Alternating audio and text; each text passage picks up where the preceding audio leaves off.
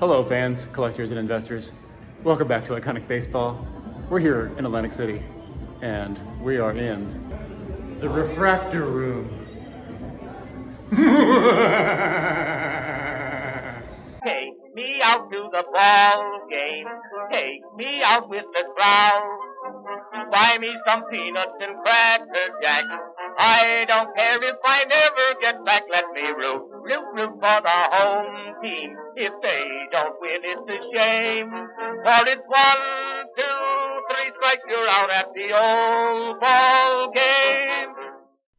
And I'm back from my first national, and what an experience. Universally the greatest experience of my collecting life. And it wasn't just because of the stuff, the items, the concentration of great material in that convention center, which it was. But it was the people. It was the collectors that were there, the conversations that were had, the camaraderie that was shared. And I just want to say thank you to the YouTube community, all the content creators that came out and went to both the Sheraton happy hour event on Thursday and the rooftop event on Friday.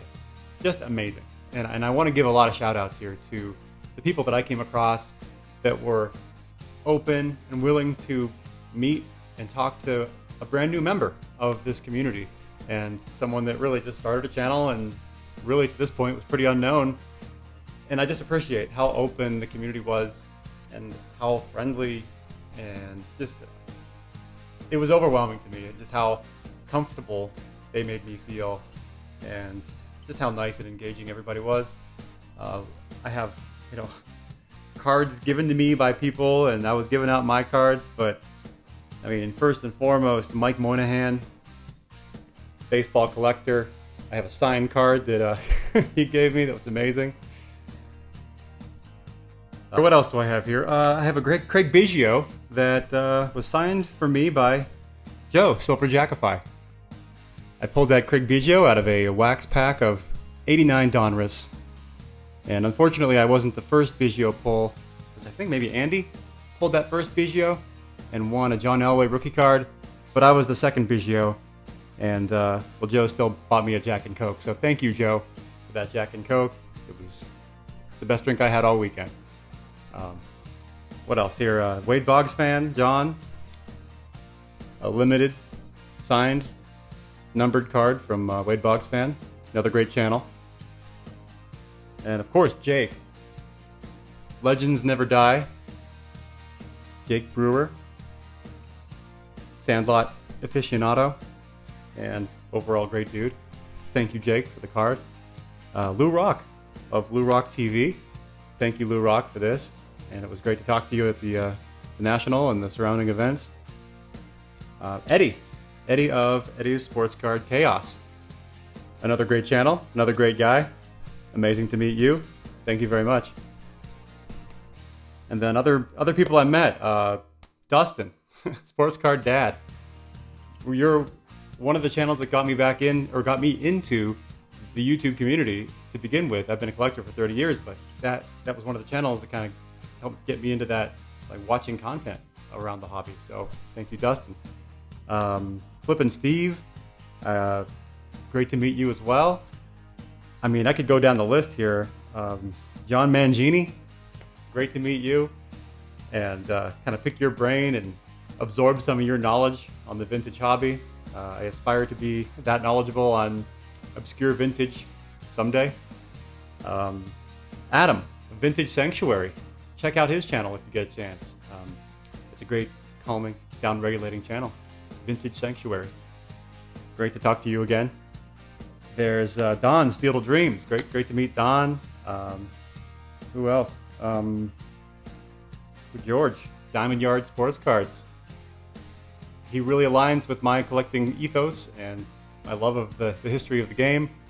George, great to meet you. And if you are finding me and haven't found Diamond Yard Sports Cards somehow, check out Diamond Yard. Let's see, Scott of Reindeer Studios. This was really cool.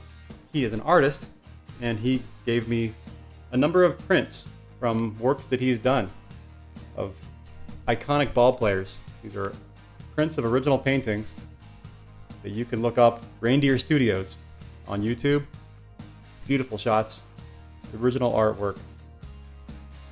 And his channel, if you go to it, basically does time lapse of him actually creating these works of art. It's amazing. I'm in awe. So go check out Reindeer Studios if you can. Who else? New York Yanks fan 7. Great to meet you. I know I'm forgetting people. Eric 4-Leaf Cards. Great to meet you too. Papa Rossi. Great to meet you as well. Filmington. An icon. I was able to meet Filmington very quickly, but it was an honor. So thank you. And it's Ray from Philly. Of course, Ray from Philly. Of course, I met Ray from Philly. Amazing dude, amazing mullet. What can you say? But anyway, thank you for the whole community. If I forgot to mention you, I'm sorry, but it was, as a first timer, really going to one of these events, it was life-changing. It was amazing. It was great. It was just a lot of fun to talk hobby, talk cards, and kind of be accepted into the community. So thank you so much. I'm humbled. Switching gears, what did I get at this national? I came with a budget, and to be quite candid, my budget was $2,000. I had $2,000 saved up in cash that I had kind of been socking away for months in advance. So I had that kind of budget coming into the show. And I tried to have the mentality of get a big piece or get a couple key pieces knocked off of my long-term want list. And I had posted a video about a week before the show of the items that I was truly targeting at this national. And I had about 10 items there that I had listed out and displayed pictures of. And one of the items on that list, I was able to knock off my list. And it was one of those items where I said beforehand, if I get this thing, it will be the only thing that I get. And that turned out to be true. After walking around all day at the National on Friday, which is my first day there, at the end of walking around, I came across a booth. And the name of the company here, this was Vintage Sports Collectibles. The president being Roger Centrowitz. They're out of Thornwood, New York. So it's an East Coast company. And they had slabbed autographs like you wouldn't believe. We're talking a Ruth, a Cobb, a Walter Johnson, a Jackie Robinson. I mean, high value slabbed autographs of players you just don't come across autographs for. And so one of the main things that I was looking for was a nice slabbed autograph of Jackie Robinson. And I immediately was drawn to this one piece because it was a very clean signature. It was on a complete piece of notebook paper, clearly ripped out of a small album of some kind or notebook of some kind. And it was a nice bold signature. It was PSA authenticated and slabbed. And it had $2,500 marked on it. So I was thinking to myself, all right, well, that isn't all that far outside of my budget. I have $2,000 on me. He's marked it at $2,500. And so I got the attention of the dealer and sort of talked to him a little bit, explained to him this was something I was interested in, and my budget for this show was $2,000. I had that on me in cash, and that's what I was offering. Was there any room there? And he took the slab, he looked at it, looked at me. I could tell he was considering things. He wasn't insulted or anything. But he came back at me and said, $2,200 is the best I can do. And if you don't buy it, someone else will. That I guarantee you. And he was probably right. He was definitely right. And so I thought to myself, am I going to let $200 come between me and this Jackie Robinson autograph? And I thought about it for about 20 seconds. And I said, deal? Can I pay you the difference on PayPal? And he said, oh yeah, absolutely. Here's my PayPal. Pull it up and we'll get it done. So I gave him the cash. I pulled up my PayPal. And as many people at the National this year can attest, connectivity was an issue. So when I pulled up PayPal, I got the Wheel of Death. And the Wheel of Death and the Wheel of Death. Nothing. I reloaded. Nothing. I turned my phone off and on again. Nothing. I tried paying via Zelle, via Venmo, all the other payment platforms. No luck. It was basically no service whatsoever. So I'm standing there this is a busy national. There are people coming and going, and people sending like offers, and this guy is dealing with other people at the same time. I'm just standing there like a doofus trying to figure out how I can get $200 to this guy so that I can get this Jackie Robinson in my possession. And so I didn't know what else to do. So I said, listen, I want this. Keep this behind the counter for me. And my $2,000 was also back there. And I said, I'll be right back. I'm going to get the money from the ATM. Do not let this go anywhere. And he's like, I got you. No big deal. It'll be here.